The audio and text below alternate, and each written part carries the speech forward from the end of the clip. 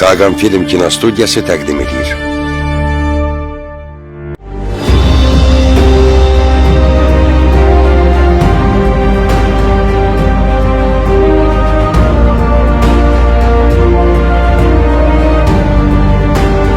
Vətən ətirli oğullar.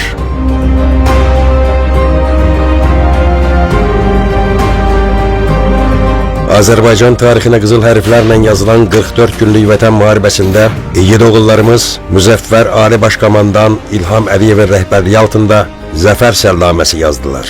30 il düşmənin soyuq nəzərləri altında sıxılan torpaqlarımız işğaldan azad olundu. İkinci Qarabağ müharibəsi haqqında danışarkən ilk növbədə əziz şəhidlərimizin xatirəsini yad etməliyik. Allah bütün şəhidlərimizə rəhmət eləsin. Amin. Onların canı bahasına, qazilərimizin, hərbçilərimizin qanı bahasına biz tarixi ədaləti bərpa etdik, düşməni öz torpaqlarımızdan qovduq, bütün azad edilmiş torpaqlarda Azərbaycan bayrağını ucaltdıq, tarixi ədaləti bərpa etdik və milli qürurumuzu bərpa etdik. Eşq olsun Azərbaycan ordusuna, Qarabağ Azərbaycandır!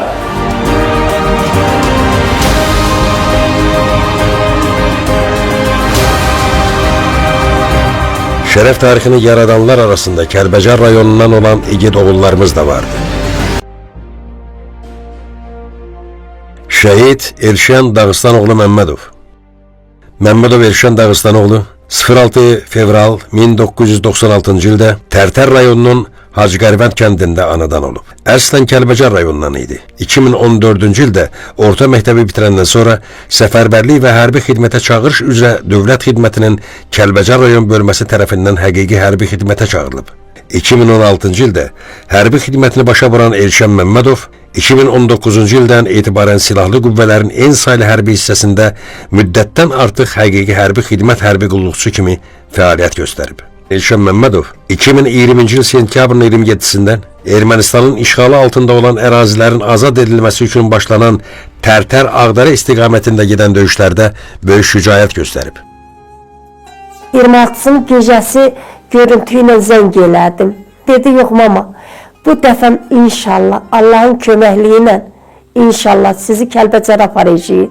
Bu dəfə müharibə başlayacaq, o gözəl dağlarınızı alacağıq. Səhər-səhərdə durdum, balkondan baxdım ki, bax o dağlar alışıb yanır.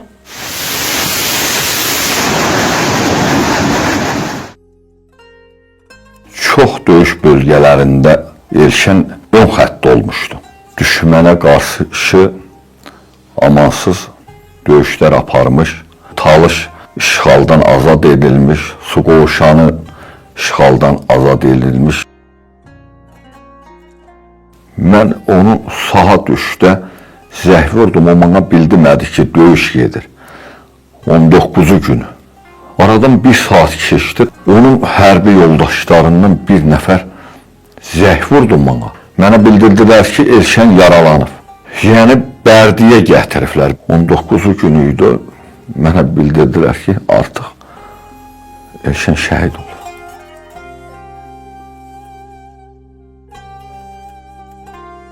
Onun döyüş yoldaşları hətta yəni Elşəni təlimatlandırırlar ki, mövqeydə dur, amma onu yəni saxlamaq mümkün olmadı. Şəxsən öz komandiri hər zaman Elşən, yəni döyüş gedir, söhbət yox.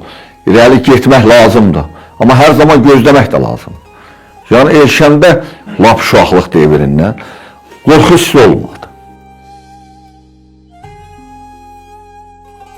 Sarcalı ilə Burucun arasında bir sahə var idi.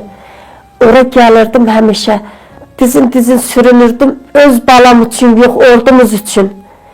Deyirdim ki, bu dəfə qisas bizimdir. Kəlbəcərin, Xocalının, o qız gəlinin qisasını almaq üçün bizim ordumuza kömək ol.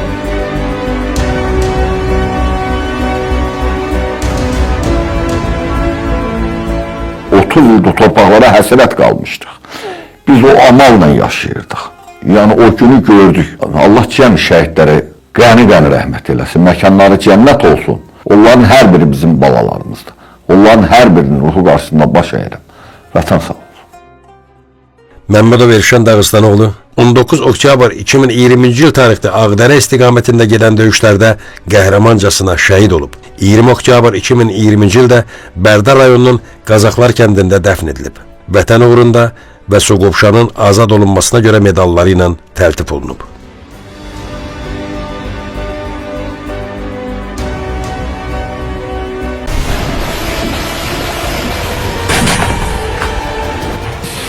Azərbaycan tarixinə 44 günlük zəfər savaşını onlar yazdılar.